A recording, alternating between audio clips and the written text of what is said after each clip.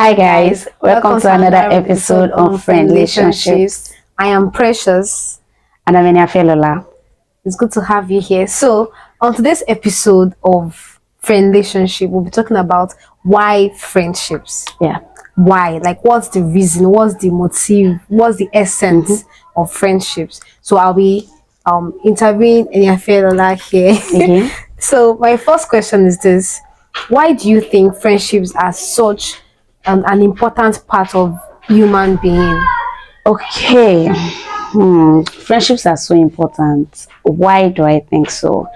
Even God said man should not live alone. All right, and no one is created to live in isolation. I mean, if it was that way, God wouldn't have had to create so many people. God wouldn't have had to create multiple numbers of human beings, or would not have had reasons to relate. Even if he had created so many people, would not have had reasons to relate, maybe family, or in school, or in church, and there would have been no line of having to relate to one another. So I'm thinking friendship is so important that even God had to introduce that even in creation. Wow, that's very, very profound. Yeah. So that means even in family, there is a reason for that. Yeah. For friendships even between families. Yes. That's amazing. So what role do friendships play in shaping your identity or values? Oh, a lot. And it goes a long way. You see, you can't do a thing on your own. Okay. You can't really decide to do a thing without sometimes there are influences, sometimes there are external influences or internal influences. So friendships play a lot of roles, in the way we live our lives. Wow. Many times I do a lot of things now that I naturally would not have done or would have never done, but I do them now because I'm friends with her. Do you understand? So, or the fact that so they play a lot of the fact that we even attend church together now is because of influence on our friendships. The fact that we do a lot of things together now, the fact that we attend meetings or anything, is because of influence on each other. So it goes a long way. It helps in our decisions, even maritally, because in the long run you marry your friend.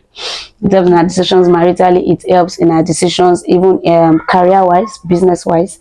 You want to do this thing because this person is doing it, because I saw this person doing it. This person is doing it so well, so why shouldn't I do? You want to do that. You want to attend. You want to be a certain way. You want to be perceived a certain way because of how you have seen your friend, or you have seen a particular person doing. So friendships go a long way in shaping our values, shaping our belief systems, our lifestyle, even in the long run.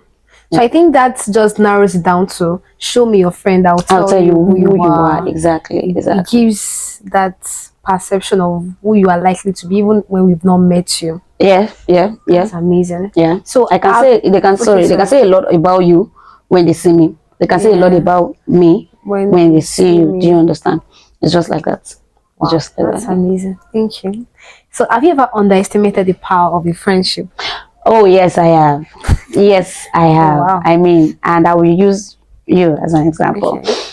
While in uni, when you approached me, okay, would you be my friend? I was like, okay. I just friends, it's nothing serious now. Let me just agree and just say yes.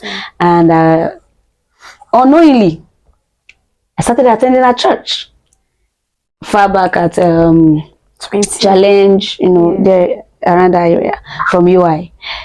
Okay, from there I stopped going home on weekends. At times I'll go to her house, and again I'll tell you, I underestimated that. I never thought I would do that. I was just like, okay, we'll just see in school now. Hi, good morning, bye, see you later. And I was we were not in the same department. Yeah. But believe me when I tell you that I started going to her department and I stayed and waited for her even after classes. Do you understand?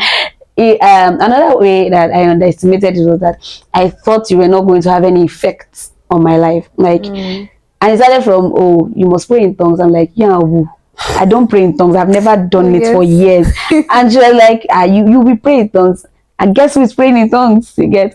And another aspect is, even for her, when she came to school and, cooking and all of that, washing was never a thing.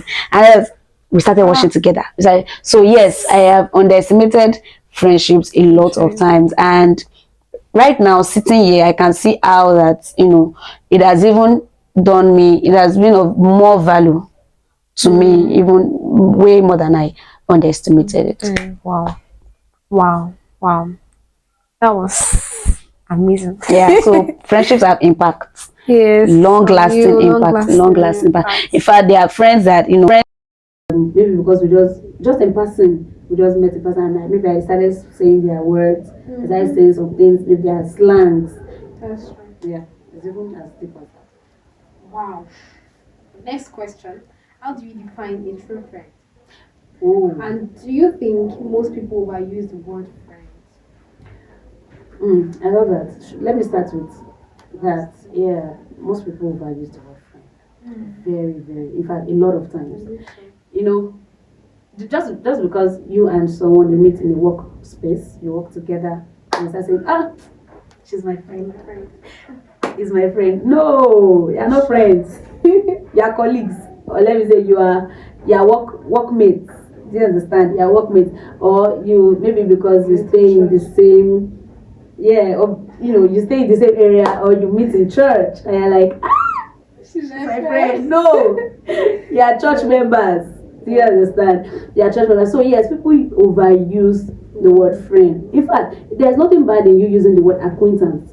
Don't feel bad that she's just an acquaintance. No, there's nothing bad in it. Because it has to be heard. I believe that title has is heard. Thank you. It's earned. You have to work for it and show yourself worthy to do that. So yes, many people you overuse it. So please checkmate your this thing again. Say, okay, this one is as an acquaintance, a church mate, a church member, a classmate, a work partner, a neighbor.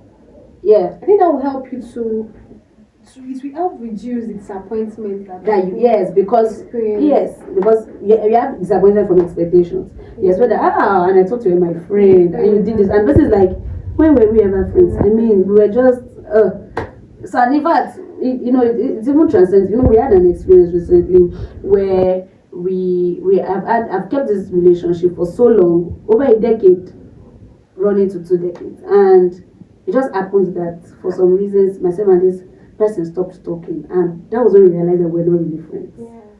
I mean, and if you ask me, I'll say, we're friends now, we've known each other for years, but we're not friends. So yes, the number of years doesn't count. It doesn't count in friendships. So in minutes, how do you define a true friend? Yeah.